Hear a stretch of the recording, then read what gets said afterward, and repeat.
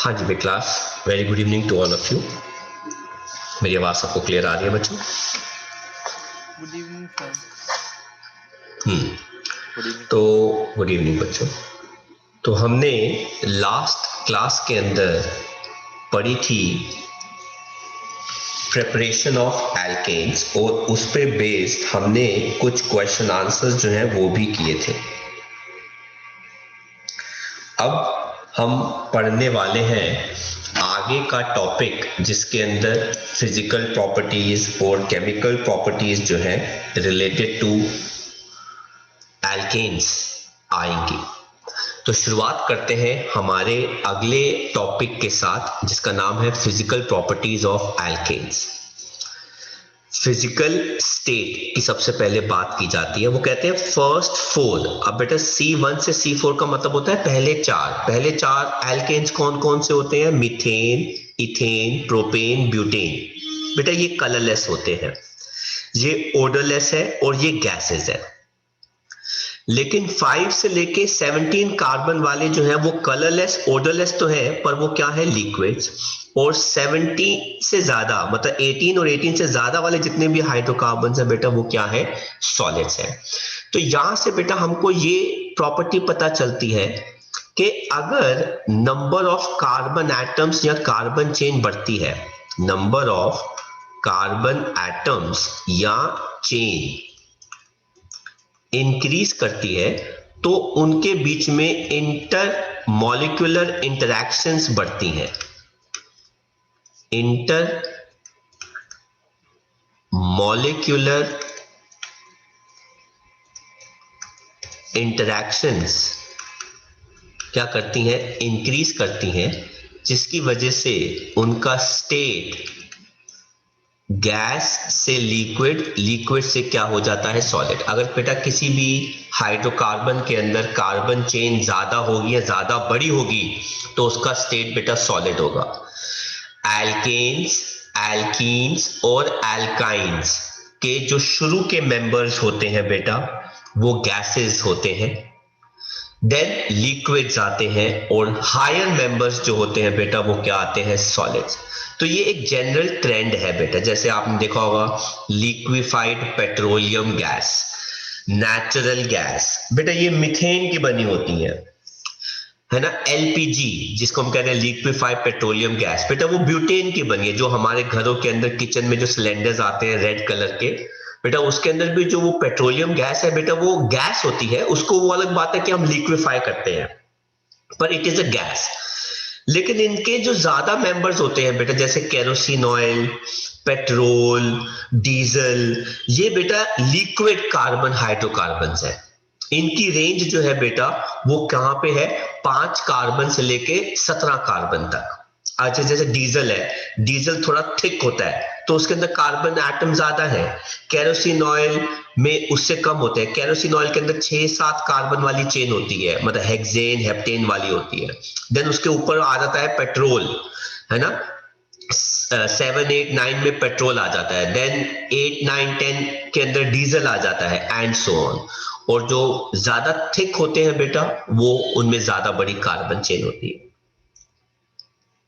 Density की बात करें, अगर बेटा किसी का मास इंक्रीज करेगा तो उसकी डेंसिटी भी क्या करती है बेटा? इंक्रीज करती है। लेकिन ये पानी से क्या होते हैं बेटा? हल्के होते हैं। इसीलिए बेटा आपको अगर कभी आपने गौर किया हो तो पेट्रोल पंप्स पे पानी नहीं होता आग बुझाने के लिए। भगवान ना करे अगर किसी पेट्रोल पंप पे आग लग जाए तो वो पानी नहीं यूज करते। सर क्यों? क्योंकि अगर पेट्रोल और पानी को बेटा आप मिक्स कर दोगे तो बेटा पेट्रोल जो होता है वो पानी के ऊपर आ जाता है, तो बेटा आग बुझेगी नहीं। आग फिर भी क्योंकि क्योंकि वो हल्का है तो it will come over water, it will float over water, तो fire will still be there, उल्टा और ज्यादा फैल जाएगी। इसीलिए बेटा सैंड का इस्तेमाल किया जाता है, क्योंकि पेट्रोल के या लिक्विड्स की फायर को स्टॉप करने का सबसे बढ़िया तरीका होता है cut off the supply of air. इसलिए बेटा सैंड का इस्तेमाल किया जाता है अगर भगवान ना करे कोई लिक्विड जो होता है वो उसको आग लग जाए तो। हम बात करते हैं बेटा इनकी सॉल्युबिलिटी की। हालांकि ये नॉन पोलर है और इसीलिए ये सॉल्युबल भी नॉन पोलर सॉल्वेंट्स के अंदर होते हैं, जैसे ईथर, कार्बन टेट्राक्लोराइड और बेंजीन। लेकिन ये इनसॉल्युबल होते हैं पोलर में, जैसे पानी। पानी में पेट्रोल डीजल जो है वो कभी भी डिसॉल्व नहीं होता, क्योंकि जो पानी होता है बेटा उसका नेट डायपोल मोमेंट जीरो नहीं होता। पर जितने भी एल्केन्स हैं बेटा उनका नेट डायपोल मोमेंट जो है बेटा वो क्या होता है, जीरो। तो बेटा इनकी इंटरैक्शंस मैच ही नहीं करती, इसलिए ये आपस में कभी भी डिसॉल्व नहीं होंगे। और हाँ, अगर आप कार्बन चेन बढ़ा देते हो या मॉलिक्यूलर मास बढ़ा देते हो, अगर भाई कार्बन चेन बढ़ेगी तो मॉलिक्यूलर मास तो बढ़ेगा ही, तो इनकी सॉल्युबिलिटी पहले से क्या हो जाती है, और भी कम हो जाती है। कुछ कॉपी करना हो बेटा तो आप कॉपी कर सकते हैं। आगे फिजिकल प्रॉपर्टी पढ़ते हैं जिसका नाम है बॉइलिंग पॉइंट, और मार्क कीजिए इसको इंपॉर्टेंट, क्योंकि इस पे बेस्ड क्वेश्चन जो है वो 11th में भी आते हैं, 12th में भी आते हैं। वो कहते हैं कि इनका बॉइलिंग पॉइंट इंक्रीज करता है अगर मॉलिक्यूलर मास क्या करे, इंक्रीज करे। कहते हैं ये इस वजह से होता है कि मॉलिक्यूलर मास इंक्रीज करने की वजह से या कार्बन चेन इंक्रीज करने की वजह से inter molecular wander wall forces increase कर जाते हैं। VW को बेटा हम क्या कहते हैं, वैंडर वॉल फोर्सेस, ये इंक्रीज कर जाते हैं। अब अगर बेटा अगर कार्बन चेन है ना, अगर कार्बन चेन इंक्रीज करती है या फिर मॉलिक्यूलर मास क्या करता है बेटा, इंक्रीज, तो बेटा सरफेस एरिया बेटा वो क्या करता है, इंक्रीज, जिसकी वजह से बेटा इंटरैक्शंस क्या करती है, इंक्रीज। अब अगर इंटरैक्शंस इंक्रीज करेगी तो बेटा बॉइलिंग पॉइंट जो है जाहिर सी बात है क्या करेगा बेटा, इंक्रीज करेगा। लेकिन अगर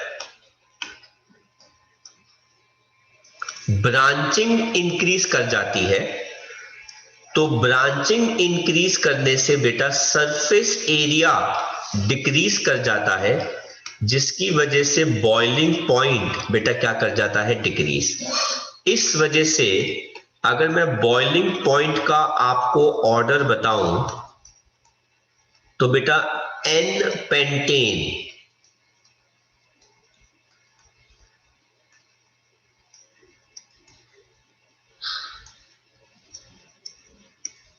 का बॉइलिंग पॉइंट बेटा सबसे ज्यादा होगा। लेकिन अगर मैं इसकी ब्रांचिंग कर दूं, मतलब 2 मिथाइल ब्यूटेन, क्योंकि इसके अंदर कार्बन चेन कितने की होगी, 4 कार्बन की, इसे कहते हैं आइसो पेंटेन। इसका बॉइलिंग पॉइंट कम होगा, और अगर मैं और ज्यादा ब्रांचिंग बढ़ा दूं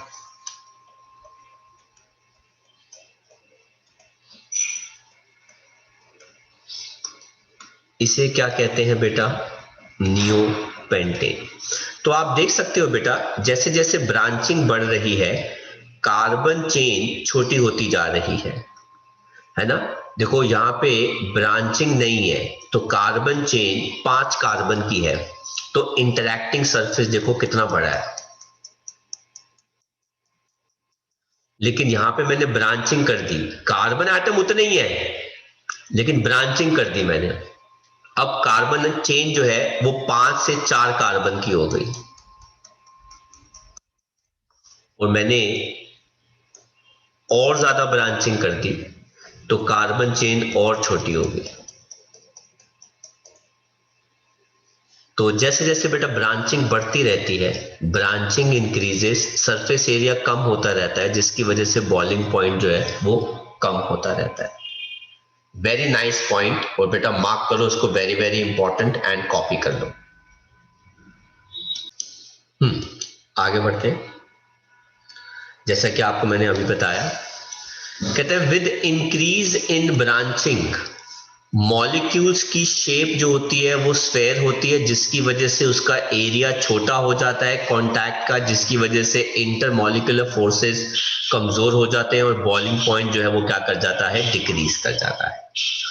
इस पे बेस्ड एनसीईआरटी का क्वेश्चन है 15, कहता है what does branching on alkane chain has on boiling point. तो आप इसको कैसे लिखेंगे बेटा, अभी हमने लिखा था branching increases surface area of hydrocarbon, या alkane decreases surface area of alkane decreases, hence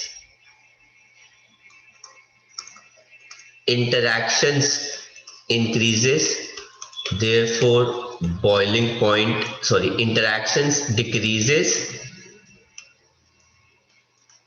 therefore boiling point decreases। ठीक है, आप इसको कॉपी कर सकते हैं।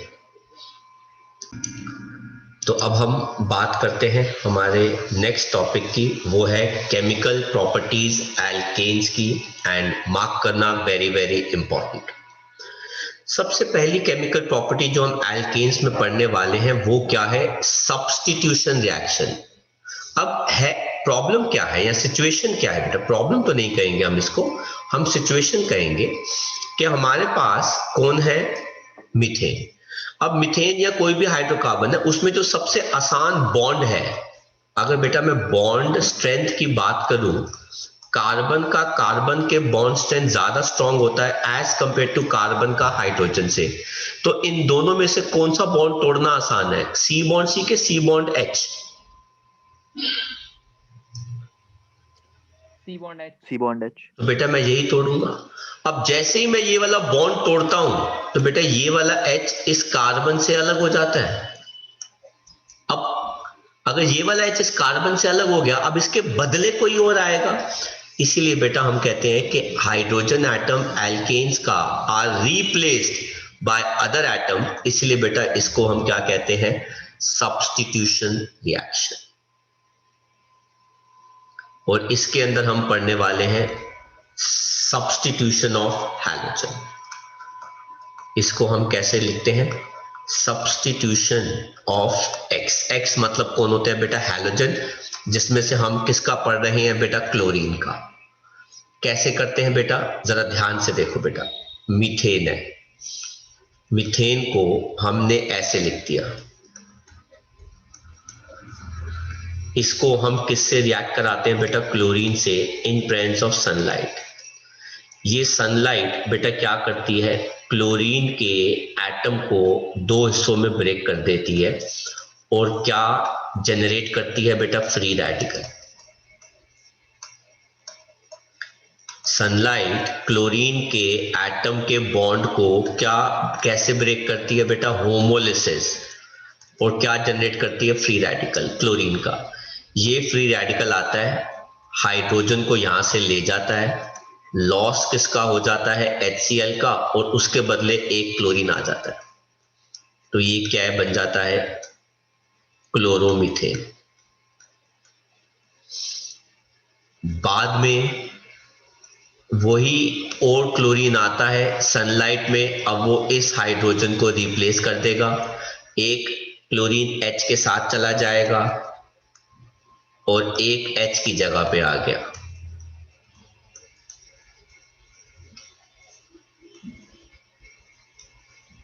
फिर दोबारा आप क्लोरीन के साथ करते हैं, ये वाला H रिप्लेस हो जाता है बाय अनदर Cl, एक और आ गया, तो ये बेटा क्या बन जाता है, ट्राई क्लोरोमीथेन, जिसको बेटा हम कहते हैं क्लोरोफॉर्म।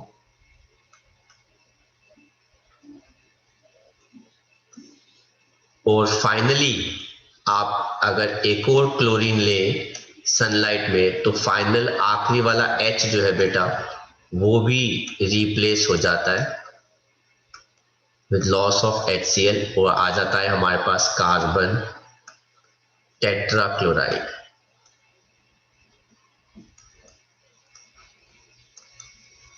या फिर हम इसको कहते हैं टेट्राक्लोरोमीथेन। टेट्रा आयुपैक नेम क्या हो गया? Tetra chloromethane. उसका नाम हमने आपको लिख के बता दिया क्लोरोफॉर्म। इसका नाम होता है डाइक्लोरोमीथेन।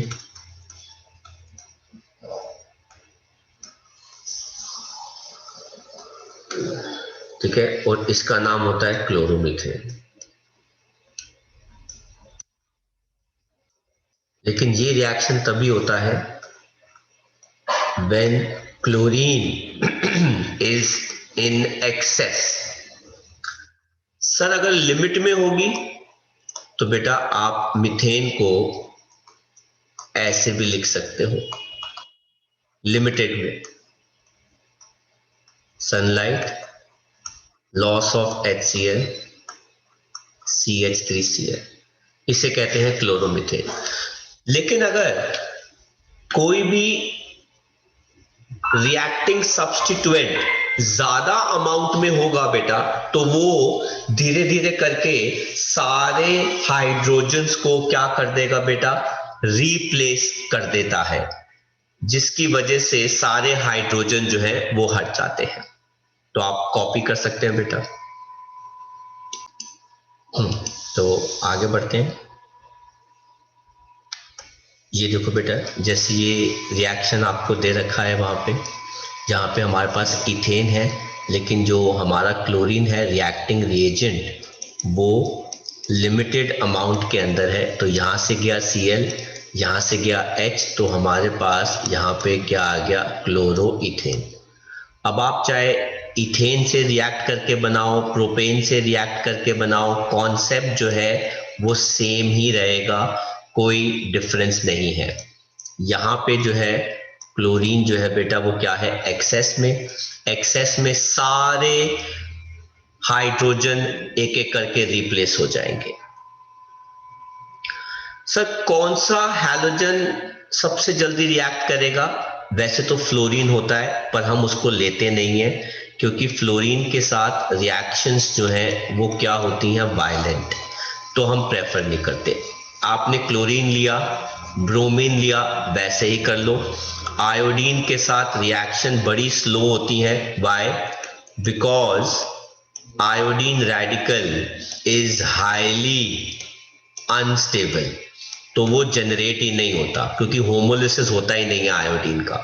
मतलब होता है पर उसका रेडिकल जो है वो इतना अनस्टेबल होता है, तो वो कहता है कि नहीं मैं इतना वेट नहीं करूंगा रिएक्शन के लिए, मैं वापस आयोडीन बना रहा हूं।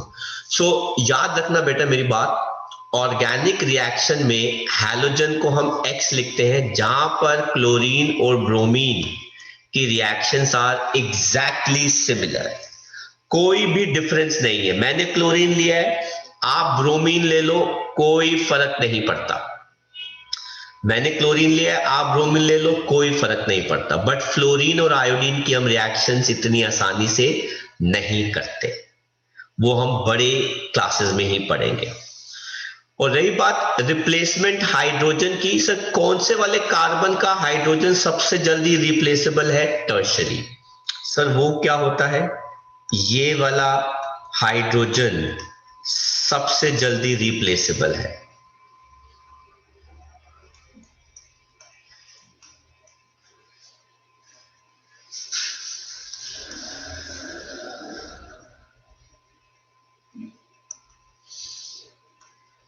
सर क्यों?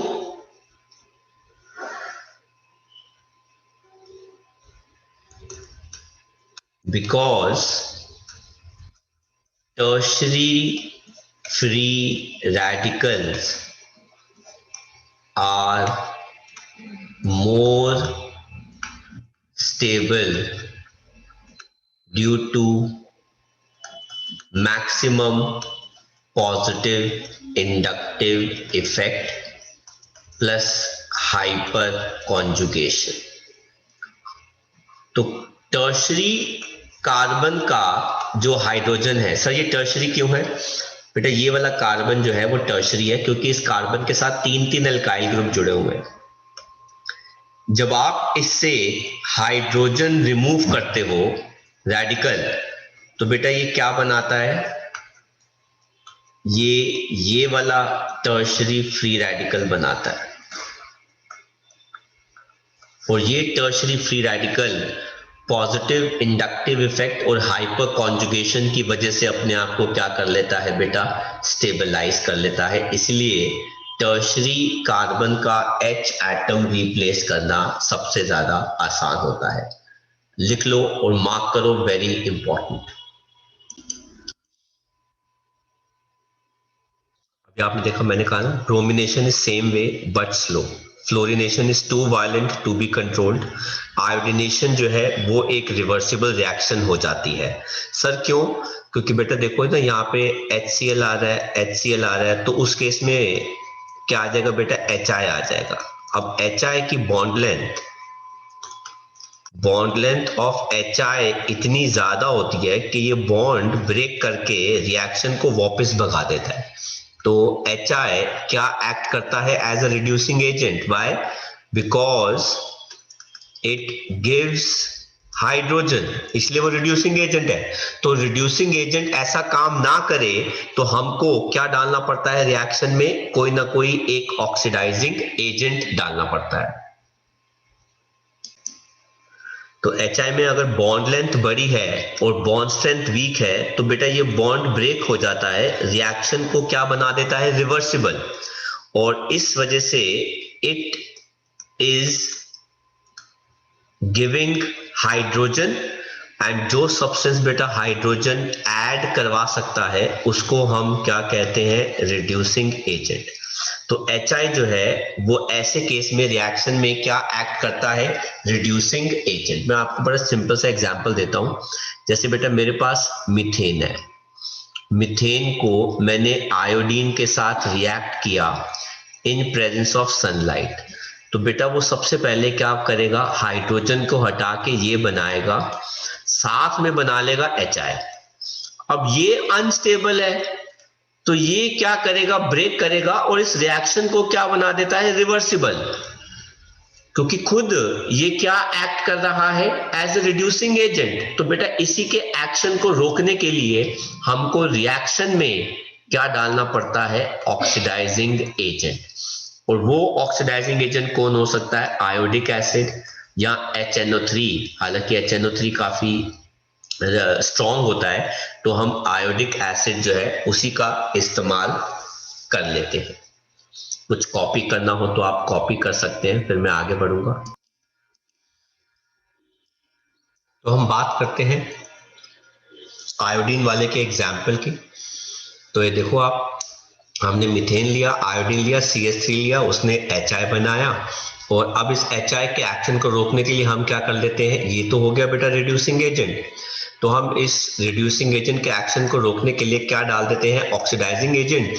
वो दोबारा आयोडीन बना देता है, तो उस आयोडीन को हम रिसर्कुलेट कर लेते हैं रिएक्शन में।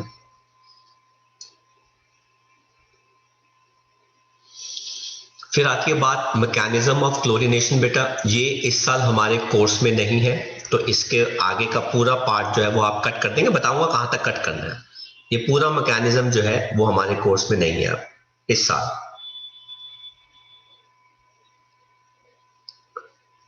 तो बेटा इसमें 3 स्टेप है। इनिशिएशन स्टेप है, आप पूरा कट कर दीजिए। प्रोपगेशन स्टेप है, आप पूरा कट कर दीजिए। कर दिया बेटा आपने? Yes, sir. टर्मिनेशन स्टेप है, आप ये भी पूरा कट कर दीजिए। अगर ये नहीं आ रहा तो बेटा इसका मतलब है ये वाला क्वेश्चन जो है वो नहीं आएगा।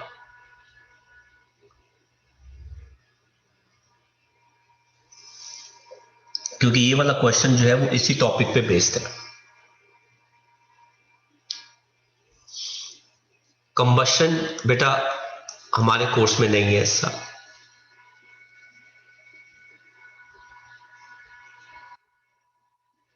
कोई भी रिएक्शन हमारे कोर्स में नहीं है। कट कर दिया आप लोगों ने? Yes, sir. Yes, sir. Controlled oxidation. बेटा ऑक्सीडेशन का मतलब होता है एडिशन ऑफ ऑक्सीजन या फिर रिमूवल ऑफ हाइड्रोजन। मेरे पास हाइड्रोकार्बन है, मीथेन है। मीथेन को मैंने ऑक्सीडाइज किया in presence of copper at 523 to 573। इसे कहते हैं बेटा ऑक्सीडाइजिंग एजेंट। कॉपर 573 केल्विन पर ये ऑक्सीडाइजिंग एजेंट होता है, और ये एक वीक ऑक्सीडाइजिंग एजेंट होता है जो बेटा किसी भी हाइड्रोकार्बन, किसी भी एल्केन को अल्कोहल में कन्वर्ट कर देगा। तो बेटा मैं यहां पे जानबूझ के लिख रहा हूं एल्केन, और बेटा यहां पे मैं क्या लिख रहा हूं अल्कोहल। मतलब मीथेन को मीथेनॉल में कन्वर्ट कर देगा, इथेन को इथेनॉल में कन्वर्ट कर देगा, प्रोपेन को प्रोपेनॉल में कन्वर्ट कर देगा, एंड सो ऑन, आंख बंद करके। अगर आप मॉलिब्डेनम ऑक्साइड लेते हैं बेटा, MO2O3, ये भी एक वीक ऑक्सीडाइजिंग एजेंट होता है। तो बेटा ये क्या करता है, ये एल्केन को इसमें बदल देता है एल्डिहाइड में।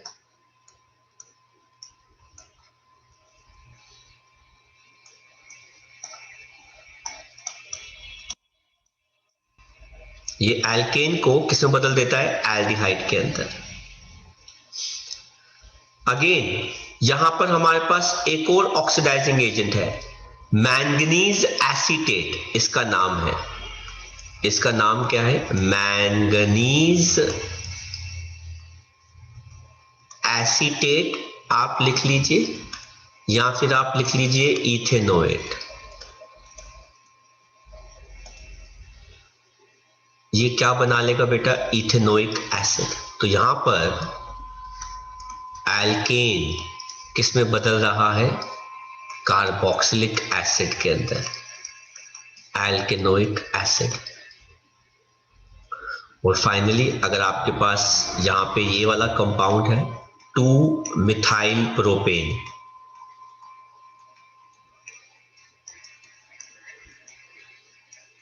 इसका नाम क्या है, 2 मिथाइल प्रोपेन।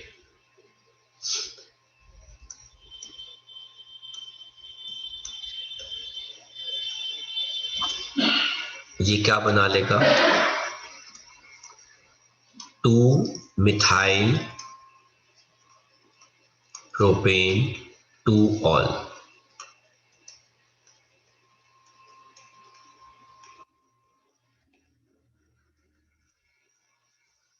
सबसे बढ़िया ऑक्सीडाइजिंग एजेंट जो होता है बेटा वो कौन होता है, KMnO4।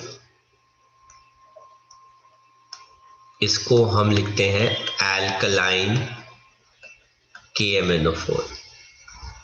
तो ऑक्सीडाइजिंग एजेंट में बेटा आपके पास ये 3 आ गए। इन 3 में से ये याद रखना है आपको, ये याद रखना है मॉलिब्डेनम ऑक्साइड तो कोई भी पूछता नहीं है, आगे कोई पढ़ेगा भी नहीं। और मैं आपको ये भी बता दूं कि लीस्ट आस्क रिएक्शंस होती हैं, ये लीस्ट आस्क रिएक्शन है ये। तो स्कूल में बहुत कम बच्चों से ये पूछी जाती है रिएक्शन। आप कॉपी कर सकते हैं जो जो आपको कॉपी करना है।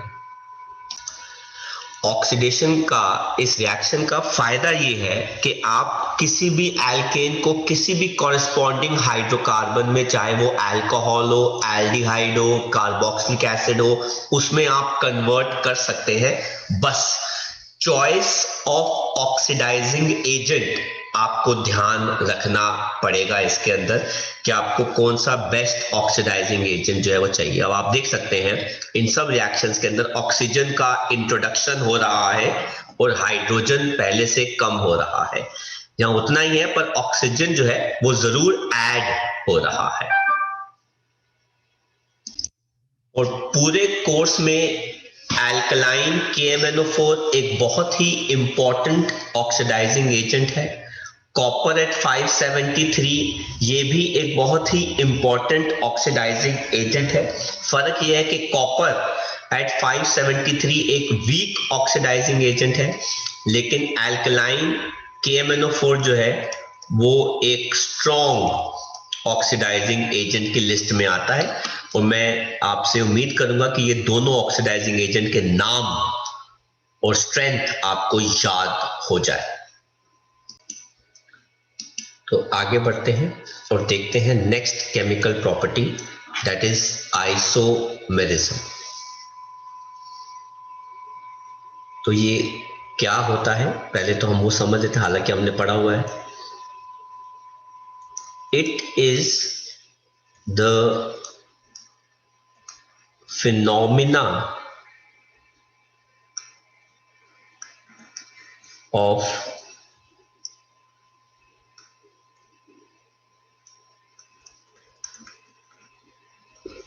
existence of a hydrocarbon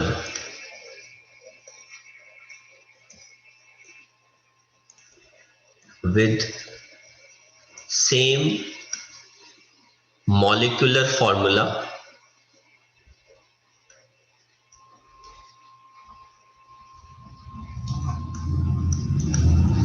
but different structural formula। एक हाइड्रोकार्बन जिसका स्ट्रक्चर जो है वो अलग अलग फॉर्म से आ रहा है, पर मॉलिक्यूलर फॉर्मूला जो है वो क्या है, सेम है। तो आप देख सकते हैं बेटा, इस कंपाउंड का नाम है हेक्सेन। इसको हमने रिएक्ट किया एनहाइड्रस, इसका नाम होता है बेटा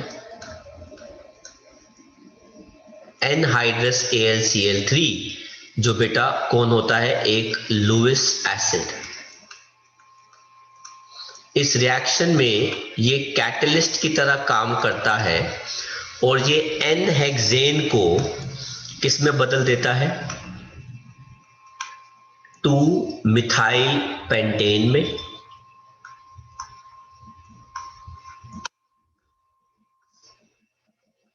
या फिर किसके अंदर बेटा 3 मिथाइल पेंटेन। मतलब कुछ परसेंटेज वो हो जाती है और कुछ परसेंटेज जो है वो ये हो जाती है। हालांकि 3 मिथाइल का अमाउंट थोड़ा सा ज्यादा होता है, ठीक है। तो अब आप देख लो बेटा, इन तीनों हाइड्रोकार्बन्स के अंदर 6 कार्बन एटम है और हाइड्रोजन कितने हैं, 14, पर तीनों के स्ट्रक्चर्स अलग अलग है। ये स्ट्रेट चेन है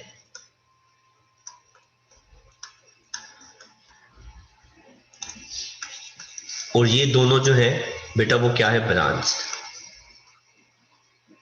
है ना। तो मॉलिक्यूलर फॉर्मूला तीनों का सेम है C6H14, पर स्ट्रक्चर्स इनके अलग अलग हो गए। कैटलिस्ट ऐड करने पर वही हाइड्रोकार्बन अब अलग अलग स्ट्रक्चर्स की फॉर्म के अंदर एग्जिस्ट कर रहा है। कर लीजिए, कॉपी कर लीजिए बेटा।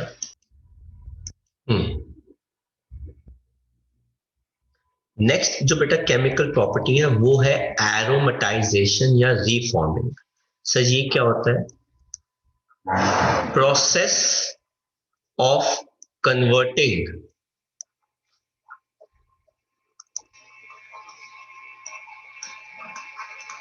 a hydrocarbon into aromatic hydrocarbon into aromatic hydrocarbon. क्या मुझे कोई बच्चा किसी एरोमेटिक हाइड्रोकार्बन का नाम बता सकता है?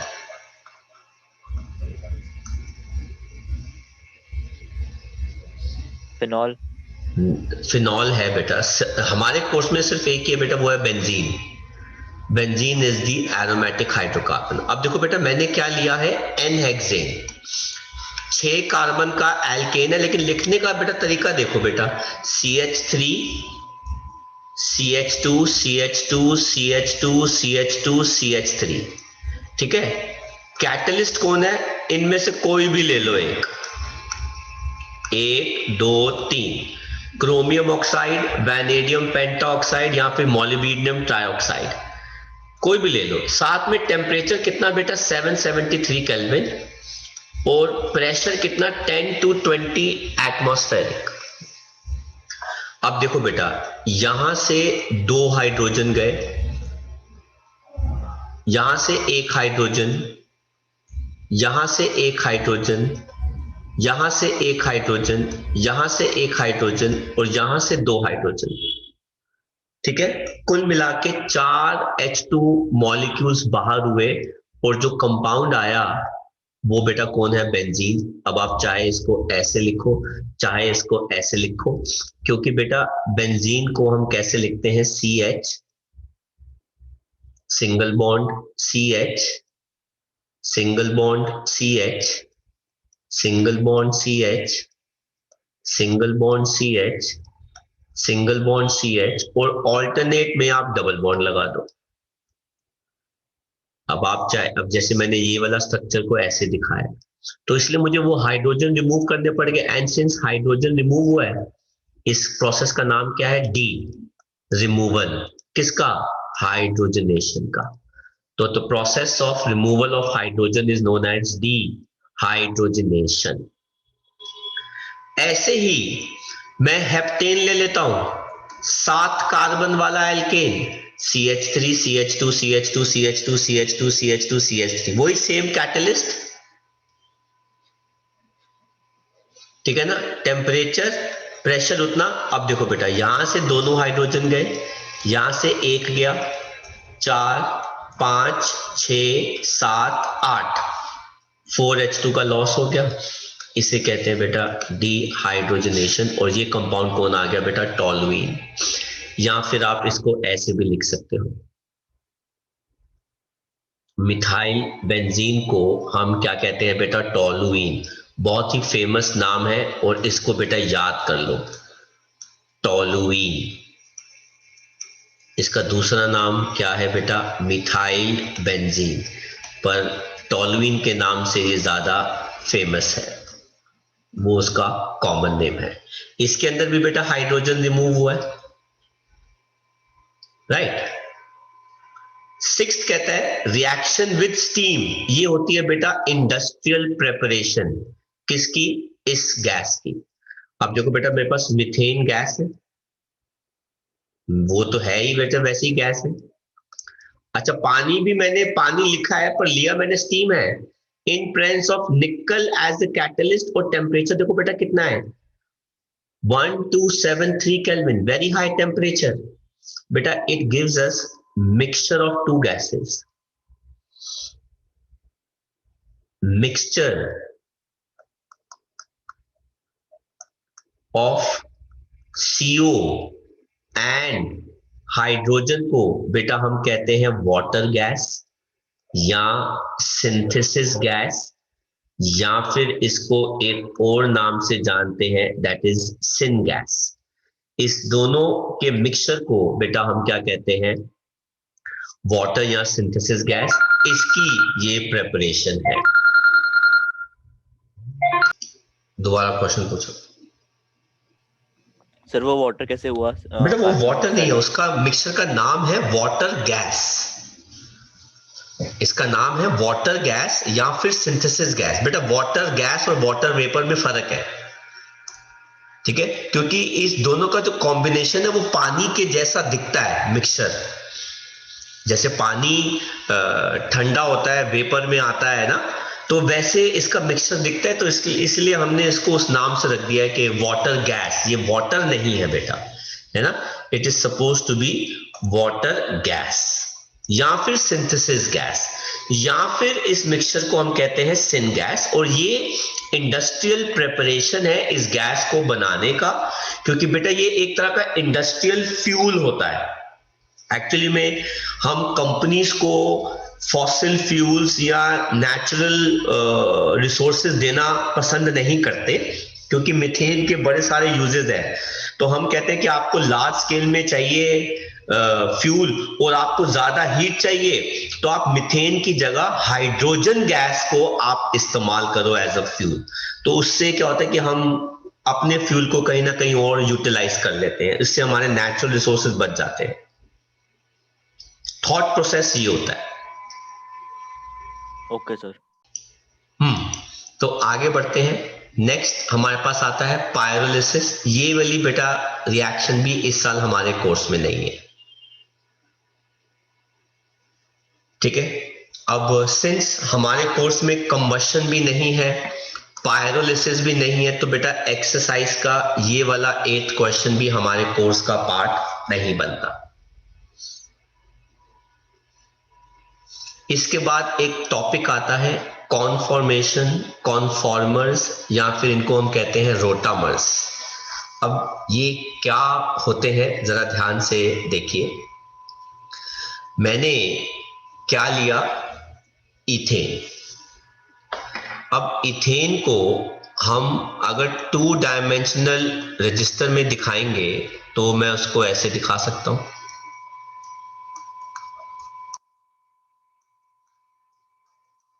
लेकिन मैं इस कार्बन और कार्बन के सिंगल बॉन्ड को ज्यादा प्रायोरिटी दे रहा हूं और इसको कुछ ऐसा लिख रहा हूं। ये देखिए बेटा, ये पहला कार्बन हो गया, ये दूसरा कार्बन हो गया। इन दोनों का ये सिंगल बॉन्ड है बेटा, इसको मैंने ऐसे दिखा दिया। और इनके साथ जो हाइड्रोजन जुड़े हैं उनको बेटा मैंने 2D में प्लेस कर दिया विद 120 डिग्री बॉन्ड एंगल। अगर मैं पीछे के हाइड्रोजन को 3 डायमेंशनली प्लेस कर सकता हूं तो मैं आगे के भी तो हाइड्रोजन को ऐसे प्लेस कर सकता हूं। लेकिन इस केस को बेटा, इस स्ट्रक्चर को आप ऐसे नहीं देखोगे। असलियत में ये स्ट्रक्चर जो है, देखो बेटा, ये पीछे के हाइड्रोजन हो गए, ठीक है, और ये वाला जो कार्बन है ये आगे के हाइड्रोजन हो गए।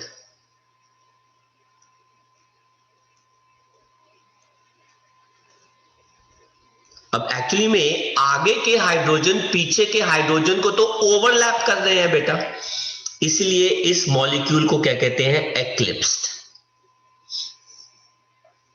इस मॉलिक्यूल को बेटा क्या कहते हैं, एक्लिप्स्ड मॉलिक्यूल। क्यों?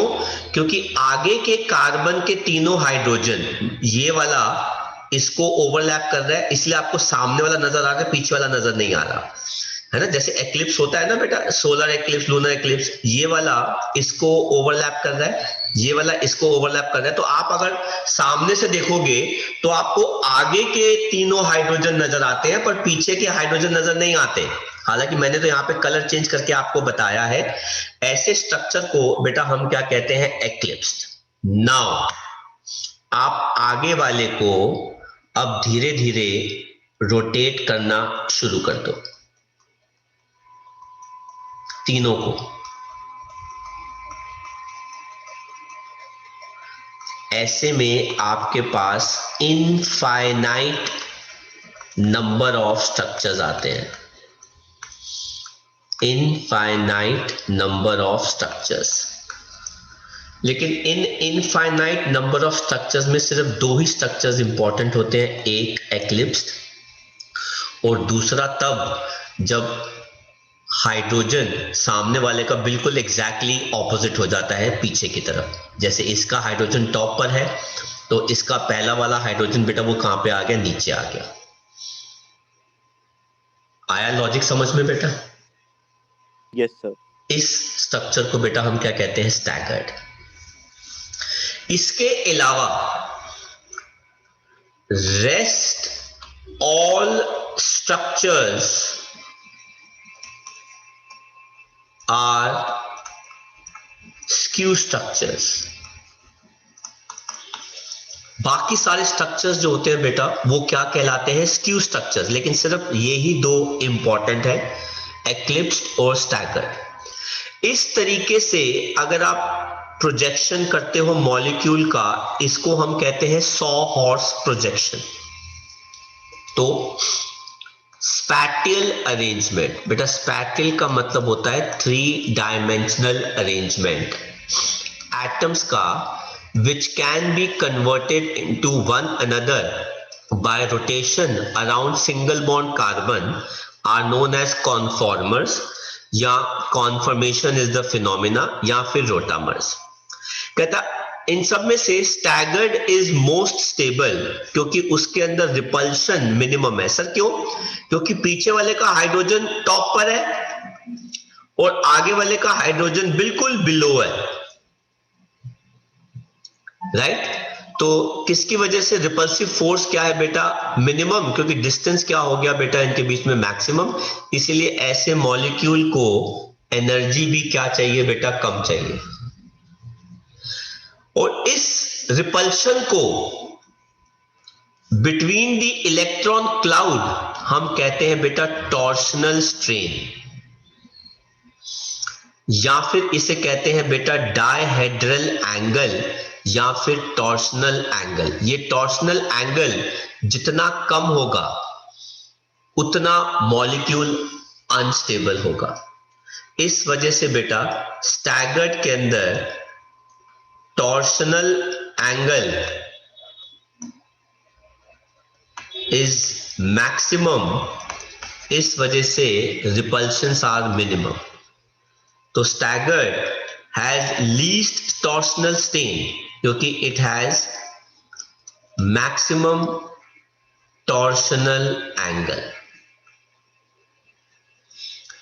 as compared to eclipse which has maximum torsional strain क्योंकि उसका एंगल जो है बेटा वो क्या है? लीस्ट है। ऐसे स्ट्रक्चर्स को हम कहते हैं बेटा कॉन्फॉर्मर्स या rotamers and the phenomena is known as conformation. But by god grace ये टॉपिक बहुत रेयरली, वेरी रेयर कोई टीचर पूछती है, अदरवाइज मेरे हिसाब से तो इसको डिलीट ही कर देना चाहिए था, बट दे डिडंट। अब देखो बेटा, अब एक्चुअली में मेरे पास इथेन मॉलिक्यूल है।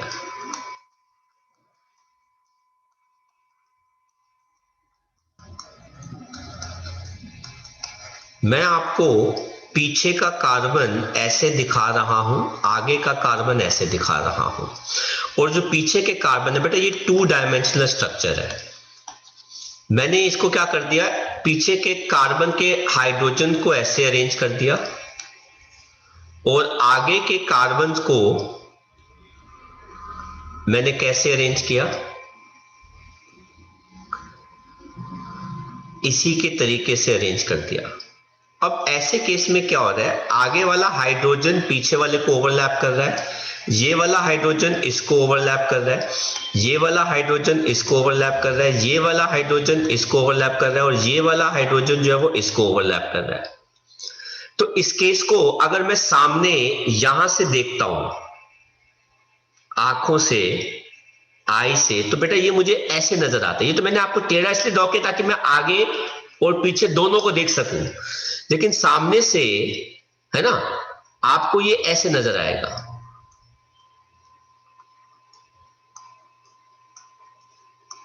सर नीला वाला कहां है? बेटा नीला वाला तो इनके पीछे है ना।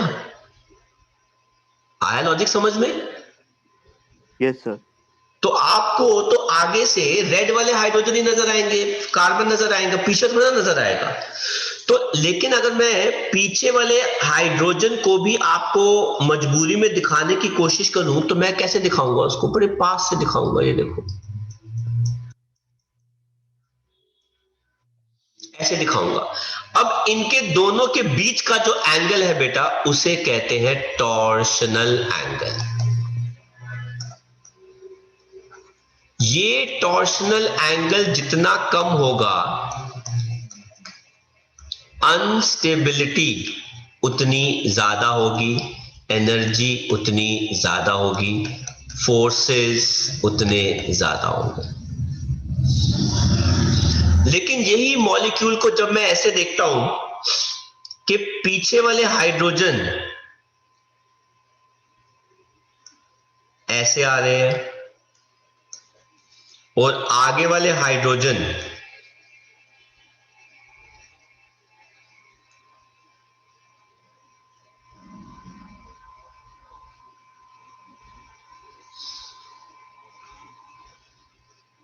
ऐसे आ गए,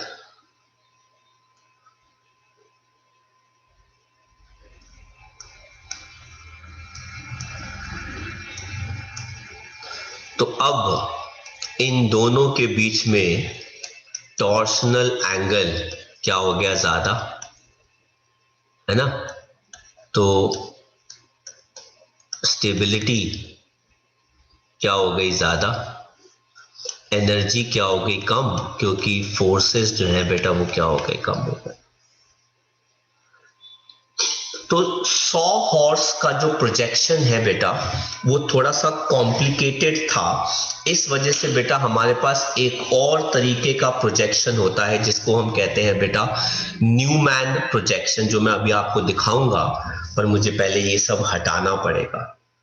तो आपको किसी को इसमें से कुछ कॉपी करना है? यस सर, 2 मिनट कर लो बेटा।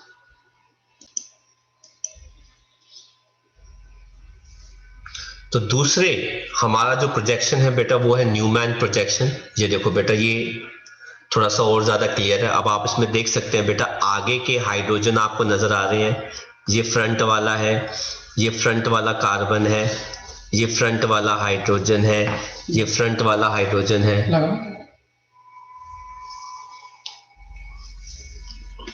ठीक है। और जो बैक वाला है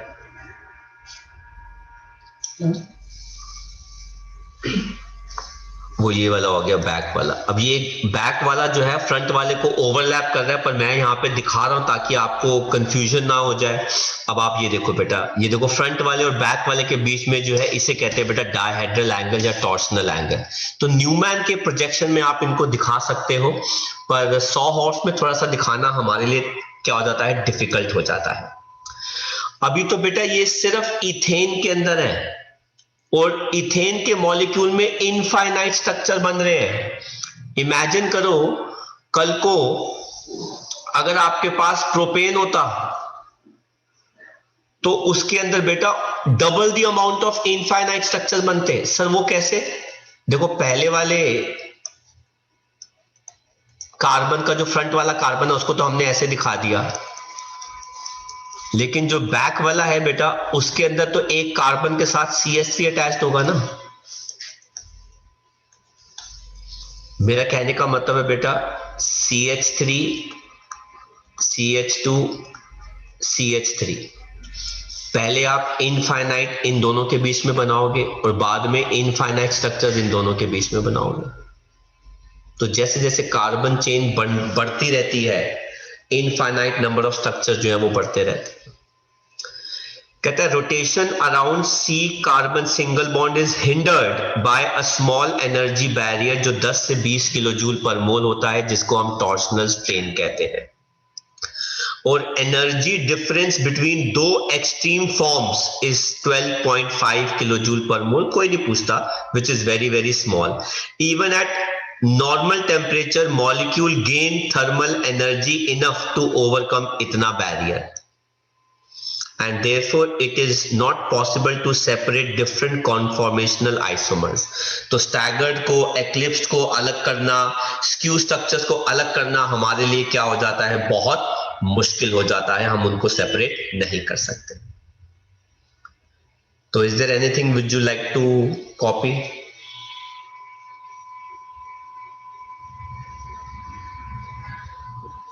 है इसमें कुछ कॉपी करने लायक?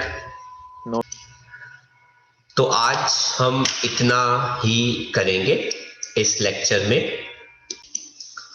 तो आई होप बच्चों आपको हमारा आज का ये लेक्चर अच्छा लगा, पसंद आया। अगर अच्छा लगा तो इसको लाइक करना मत भूलिएगा। हालांकि कॉन्फर्मेशन इतना ज़्यादा CBSE और एंट्रेंस को लेकर इम्पोर्टेंट नहीं है, अवॉइड ही करते हैं टीचर्स इस पे बेस पूछना, पर since it is a part of syllabus तो हम इसको कर रहे हैं।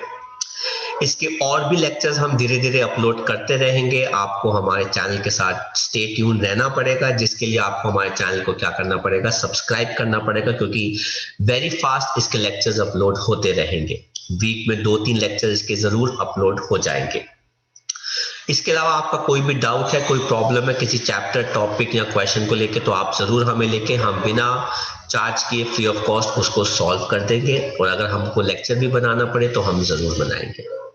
तो मिलते हैं बहुत जल्द इसके अगले लेक्चर के साथ। Till then take care, study hard, subscribe करना मत भूलना, and bye bye from school of science.